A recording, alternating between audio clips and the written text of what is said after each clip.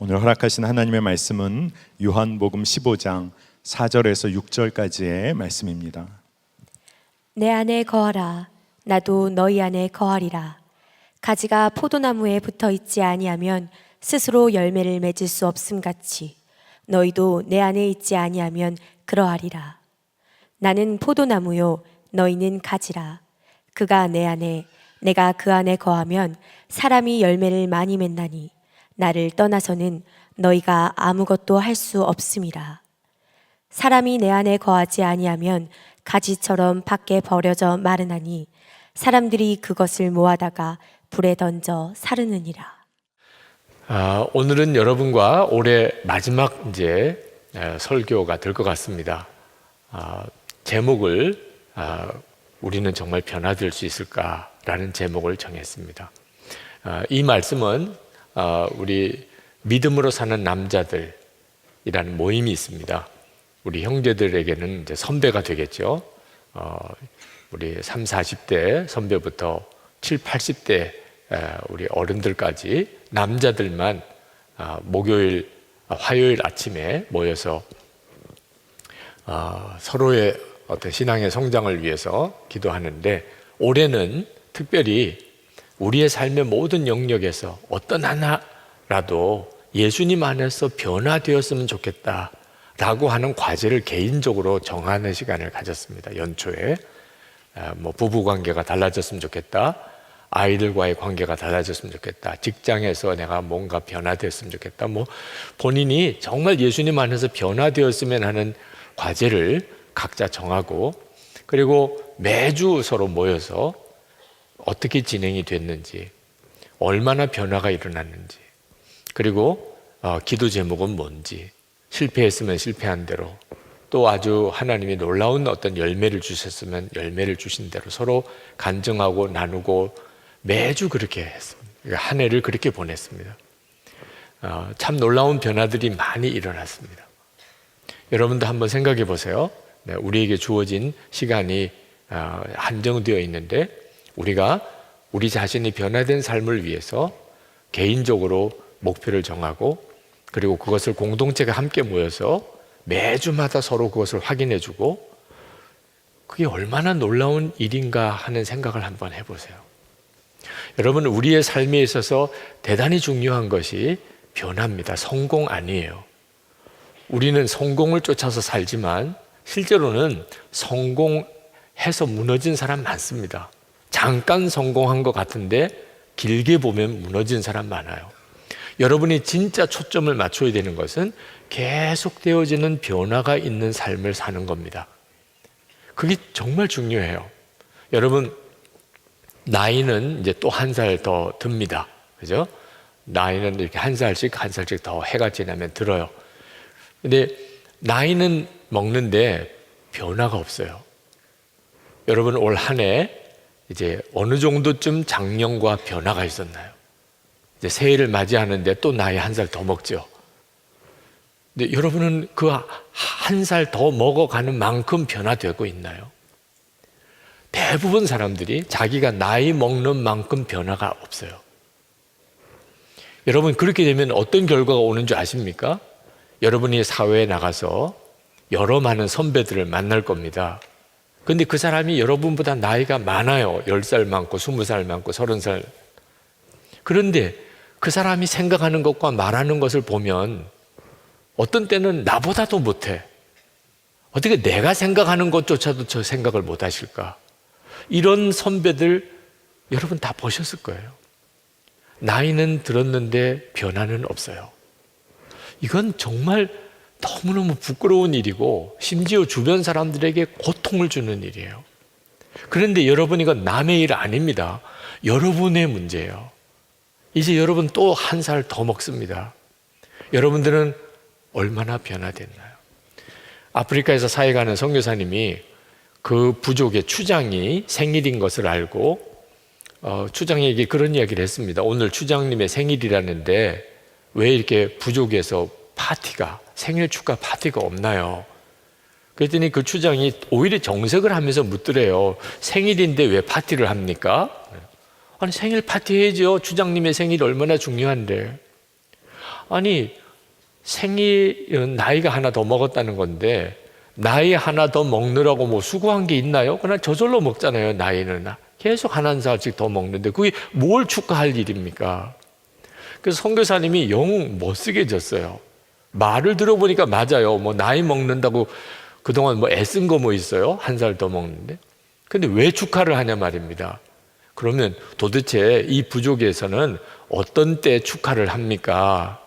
그랬더니 그 주장이 하는 이야기가 사람이 좀 나아졌을 때, 전에하고 많이 달라지고 나아졌을 때 축하를 해줘야죠.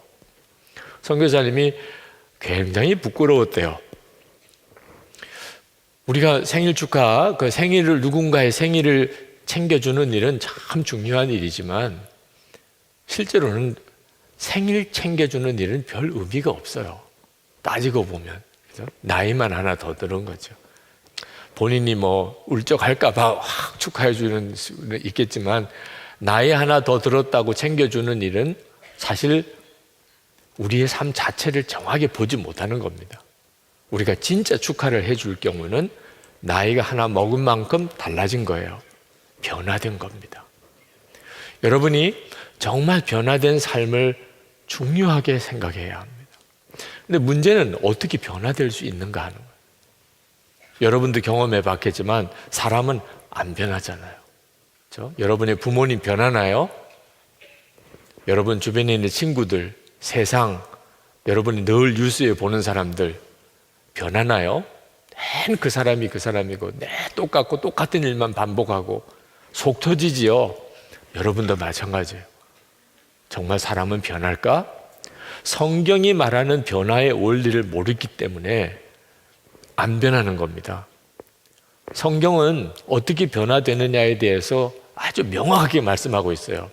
로마서 12장 2절에 이렇게 말합니다. 너희는 이 세대를 본받지 말고 오직 마음을 새롭게 함으로 변화를 받아 하나님의 선하시고 기뻐하시고 온전하신 뜻이 무엇인지 분별하도록 하라.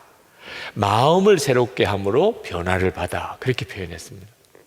그러니까 변화는 어떻게 오냐면 마음이 새로워지면서 변화가 오는 거예요. 여러분의 삶의 변화는 그렇게 옵니다. 마음에서부터 바뀌어요. 근데 이 마음을 도대체 어떻게 새롭게 하느냐 말입니다. 세상에 제일 안 되는 일이 내 마음대로 안 되잖아요. 누가 싫으면 그냥 싫고, 누가 좋으면 그냥 좋고, 그죠? 뭘 먹고 싶으면 무슨 일 있어도 먹어야 되고, 이 도대체 마음을 도무지 조절이 안 되잖아요. 근데 어떻게 마음을 새롭게 해요? 예수님께서 그 점에 대해서 명확하게 말씀하신 부분이 요한복음 15장 4절 5절이에요. 우리가 예수님 안에 거하고 예수님이 우리 안에 거하십니다. 이것이 핵심이에요. 그러면 너희가 많은 열매를 맺을 것이다. 이 열매가 삶의 변화예요. 예수님으로 인하여 일어나는 삶의 변화. 여러분이 예수님을 믿었다면 이 말씀이 여러분에게 실제가 되어야 돼요. 내가 예수님 안에, 예수님은 내 안에. 예수님을 믿었다면 이것이 분명해야 돼요. 이것이 분명하지 않은 상태에서 교회 생활 아무리 오래 해도 아무 소용없어요.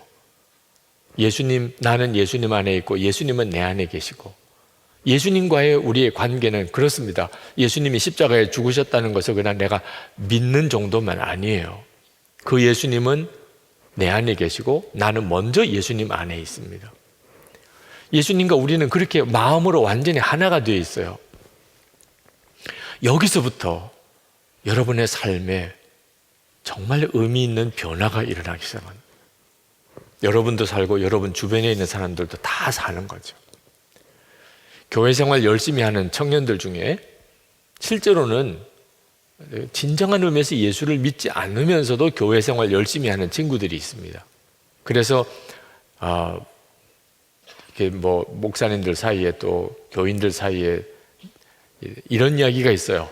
결혼하기 전 청년들의 믿음은 믿을 바가 못 된다. 그러니까 결혼하기 전에 청년 때 막 그렇게 열심히 교회 생활하는 거 믿을 바 못 된다. 결혼하고 난 다음에 봐야 된다. 결혼하고 난 다음에 다 믿음 잃어버리고 다 떠나고 그래도 청년 때 그렇게 믿음 좋았다는 게 이게 다 뭐냐? 이런 말이 있어요.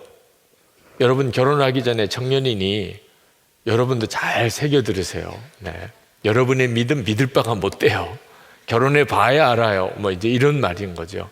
실제로 이 교회 다니는 청년부 시절에 그렇게 교회 열심히 하고 뭐 회장도 하고 총무도 하고 뭐 단기 선교도 갔다 오고 뭐 성경 공부도 하고 그랬는데 직장 취직을 하고 난 다음에 완전히 교회의 발길을 끊어버린 친구들이 꽤 많습니다. 아니 그렇게 교회 생활 열심히 하고 믿음 좋고 그렇게 선교도 가고 그랬던 친구들이 이게 도대체 직장 들어갔다고 어떻게 이렇게 한순간에 교회 생활 그만두게 될까? 진짜 예수 믿은 게 아니었기 때문에. 아니 진짜 예수 믿은 게 아닌데도 교회 생활을 어떻게 이렇게 열심히 할 수 있냐? 착하고 성실한 거예요. 착하고 성실한 사람은 교회 생활 잘합니다. 믿음이 좋다고 그냥 다 칭찬받을 정도예요. 이 착하고 성실한 사람은 어디서든지 잘해요. 학교 가도 공부 열심히 해요. 그래서 선생님 칭찬해요. 공부 열심히 하니까. 선생님이 칭찬하는 것을 알아요. 요렇게 하면 선생님이 칭찬하는구나. 요렇게 하면은 내 존재감이 이렇게 드러나요. 그래서 학교에서 열심히 봉사도 하고 청소도 하고 그리고 공부도 열심히 하고 해서 칭찬받고 모범생이라고. 그런 친구들은 집에서도 부모님한테 칭찬 들어요. 왜? 어떻게 하면 우리 엄마 아빠가 좋아하고 그리고 칭찬하는지 아니까 거기에 맞춰서 사는. 그런 친구들이 교회 왔어요. 교회 오니까 여기는 또 전혀 새로운 공동체인데 여기는 어떤 게 칭찬받아요? 예배 꼭 나오고 그리고 단기 선교도 가고 셀 모임 안 빠지고 그리고 또래 모임 정말 개근하고 그리고 제자훈련 이건 반드시 받고 양육하라니까 양육도 하고 왜? 그런 걸 엄청나게 교회에서는 격려하고 믿음 좋다고 인정하니까 그 머리가 막 그렇게 돌아가는 거예요. 여기서 칭찬받고 내 존재감이 높아지려면 적어도 단기 선교는 갔다 와야 되고 내가 뭐 또래지기도 좀 해야 되고 그렇고 계산이 오죠. 그걸 뭐 본인이 생각해서 했다기보다는 그냥 저절로 교회에서 인정해주는 길을 가는 거예요. 그러니까 더 귀하게 쓰임을 받죠. 그런데 내가 예수님 안에 예수님이 내 안에 거하는 믿음은 아니었어요. 예수님과의 관계는. 자, 이러고 난 다음에 직장에 갑니다. 취직을 해서 이제 직장을 가요. 직장 갔더니 완전히 또 딴 세계예요. 거기는 거기대로 아주 인정받고 칭찬받고 존중 여기고 존재감을 드러낼 수 있는 게 있어요. 사장이 하자는 대로 열심히 하는. 직장 생활 충성하는 거예요. 조금 불리한 일이지만 회사의 이익이 되면 적당하게 눈 감을 줄도 알아야 돼요. 중요한 것은 회사 공동체가 잘 되는 거예요. 회식 반드시 가야 돼요. 인간관계가 좋아야 돼. 회식에 가서도 그냥 계속 쭈뼛거리지 말고 좀 적극적으로 앞장 나서 분위기도 만들고 이럴 수도 있어야 얘는 좀 될 만한 아이구나. 사장도 좋아하고 진급도 빠르고 벌써 계산이 확 가죠. 그런데 회사에 갔더니 교회 다니는 것은 아무런 의미가 없어요. 오히려 교회 다니는 것 때문에 욕 엄청 먹어요. 딱 마음 정리하는 거죠. 회사에서 잘 돼야 되는 거, 이 교회 발길이 딱 끊어지는 거죠. 사람이 착하고 그냥 성실하고 어디 공동체 가든지 인정받고 성공하려고 하는 마음만 가지고 있는 사람이 교회에 와서도 신앙생활 잘하는 것처럼 보여요. 근데 환경이 바뀌면 그냥 그 믿음이 다 어디 갔나 싶을 정도로 싹 없어져 버려요. 진짜 믿음이 아니었기 때문에. 내가 예수님 안에 거하고 예수님이 내 안에 거하는 주님과의 관계가 분명하지 않았기 때문에 그렇게 되어버리는 겁니다. 그러므로 여러분이 어떤 삶의 변화가 없다. 그러면 반드시 예수님과의 관계를 점검해야 됩니다. 여러분이 무능해서 그런 것도 아니고 의지가 없어서 그런 것도 아니고 환경이 어려워서 그런 것도 아닙니다. 여러분에게 변화가 없다는 것은 주님과의 관계에 문제가 생긴 거예요. 그 주님과의 관계에 어디 문제가 생겼냐면 주님 안에 거하는 게 안 된다는 거예요. 내 안에 거하라. 나도 너희 안에 거하리라. 그러면 너희가 열매를 많이 맺을 것이야. 시작은 우리가 주님 안에 거하는 거예요. 그러니까 주님 안에 거하는 것이 없이 아무리 열심히 해봐요. 신앙생활조차도, 교회생활조차도 주님 안에 거하는 것, 그것 없이 그냥 겉으로 아무리 열심히 해봐요. 스스로가 자기 자신이 너무 모순덩어리라고 생각하고 삽니다. 여기서는 엄청나게 믿음 좋은 것처럼, 저기서는 또 형편없이 무너지고. 예수님을 믿는다고 하지만 주님 안에 거하지 않으면, 그러면 밖에 버려져 마르나니. 요한복음 15장 6절에 사람이 내 안에 거하지 아니하면 가지처럼 밖에 버려져 마르나니 사람들이 그것을 모아다가 불에 던져 사르느니라. 여러분에게 있어서 가장 중요한 것이요, 예수님과의 관계를 훈련하는 것입니다. 그 관계 훈련은 여러분이 예수님 안에 거하고 예수님이 여러분 안에 거하는 것을 훈련하는 거예요. 저는 여러분이 잘 믿어지지 않겠지만 거의 모든 사람하고 관계가 좋습니다. 제 아내하고도 관계가 좋고 우리 두 딸하고도 관계가 좋고, 그쪽에서는 달리 생각할지 모르겠지만 저희가 느끼기에는 관계가 좋아요. 또 우리 부목사님들하고 장로님들하고 그리고 우리 교우들하고 저는 거의 모든 관계가 다 좋습니다. 목회자들 선후배 관계도 다 참 좋습니다. 그래서 사람들로부터 칭찬도 받고 사랑도 많이 받고, 여기까지 오는 데 있어서 이 관계가 좋은 것은 굉장히 중요한 역할을 했습니다. 항상 관계를 중요하게 생각을 했기 때문에. 그런데 어느 순간에 제 마음속에 그 모든 관계 중에 가장 중요한 관계인 주님과의 관계가 변화가 없다는 것을 느꼈어요. 자, 예수님은 나와 함께 계실 것이라고 생각했어요. 주님은 나를 알고 계시고 지켜보실 거라고 생각했어요. 주님이 항상 나를 사랑하는 눈으로 보실 거라고 그렇게는 믿었어요. 그런데 이렇게 그럴 것이다, 주님은 내 안에 계실 것이다, 주님은 나를 사랑할 것이다, 주님은 나를 지켜보고 계실 것이다, 이렇게 믿는 이 관계가 지금까지 지내오는 동안에 조금도 변화가 없어요. 큰 문제인 거죠. 다른 관계가 아무리 좋아도 예수님과의 관계가 이렇게 뜨뜻미지근해서, 이걸 가지고 예수님은 내 생명, 예수님은 내 주님, 예수님은 나의 왕 이렇게 말하면 주님이 오히려 더 어색하지 않게. 사실 주님과의 인격적인 관계나 친밀함이 없어요. 안 믿는 건 아니지만 그저 같이 계시겠지 정도. 그런데 그 정도 가지고 예수님 나의 생명, 예수님 나의 주님, 예수님 내 왕, 우리 주님이 조금 너무 좀 심하게 이야기하는 것 같다, 이렇게 이야기하지 않으실까. 그런 마음에 너무나 강한 도전이 왔습니다. 내게 있어서 가장 중요한 관계는 주님과의 관계여야 하는데, 주님과의 관계에 대해서 내가 그동안 아무것도 실제로 노력한 게 없어요. 목회하면서 설교 준비도 열심히 했고, 신방도 가고, 제자훈련도 시키고, 교회 여러 가지 행정적인 일도 처리하고 바쁘게는 지났는데, 예수님과의 관계를 깊이 하는 일을 위해서는 너무 소홀히 한 거예요. 그래서 그때 제게 있어서 중요한 어떤 저 나름대로의 변화가 온 것이 24시간 주님을 바라봐야 되겠다, 그것부터 먼저 분명하게 해야 되겠다. 그래서 예수 동행 일기까지도 쓰고, 제가 써보니까 너무 놀랍기에 여러분들에게도 쓰시라고 권하는 거예요.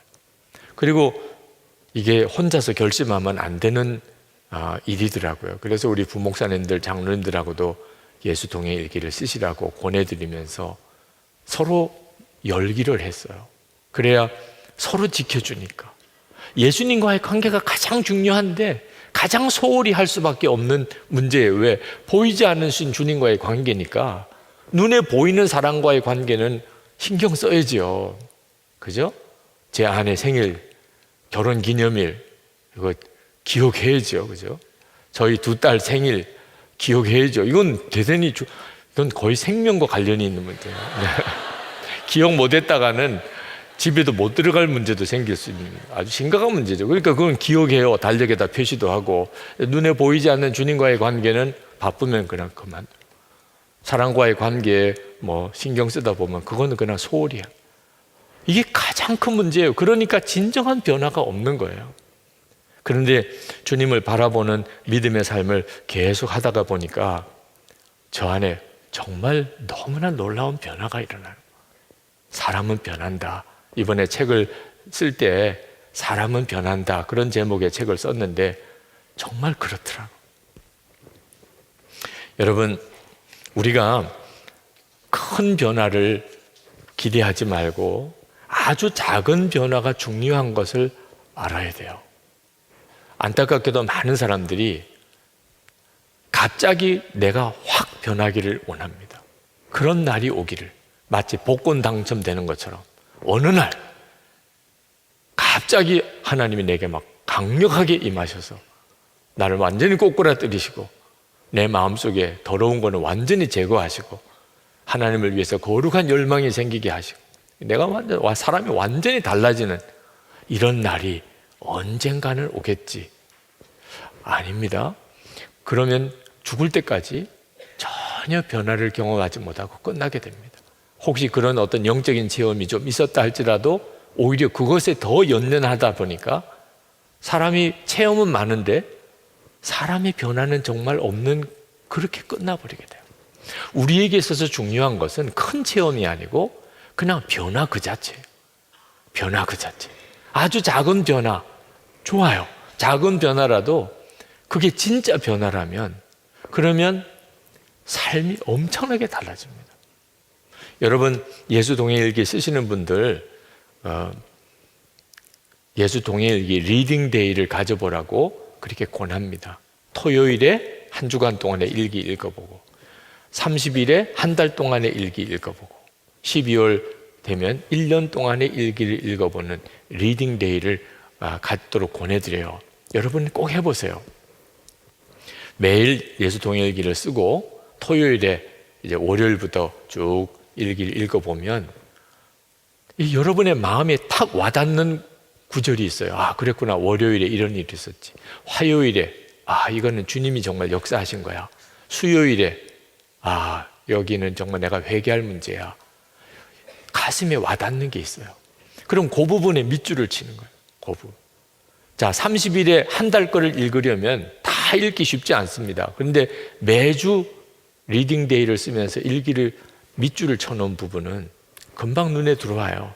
한 달 30일 동안 내 삶 속에 아주 의미 있는 변화들이 일어났습니다. 1년 365일, 한 달이면 30일, 1년이면 365일. 여러분 안에 조그만 변화들이 계속 이어지고 있다면 여러분 스스로가 깜짝 놀라고 주변 사람들이 다 인정할 수 있는 변화를 여러분이 경험하게 됩니다. 무슨 크고 엄청난 변화가 없어도 돼요. 이미 하나님은 우리 안에 아주 의미 있는 놀라운 변화들을 일으키고 계세요. 지금도 주님은 여러분에게 너무나 놀랍게 함께 하시고 터치하시고 역사하세요. 여러분 눈을 감아 보세요. 제가 하라는 대로 한번 해보세요. 눈을 감으시고 주님을 바라보세요. 네. 뭐가 안 보이면 그냥 생각하세요. 주님, 주님. 여러분 조용히 그 주님을 불러보세요. 주님. 주님 사랑합니다. 주님 감사합니다. 주님 저와 함께 계심을 믿습니다. 저는 정말 주님과 하나 되기를 원합니다.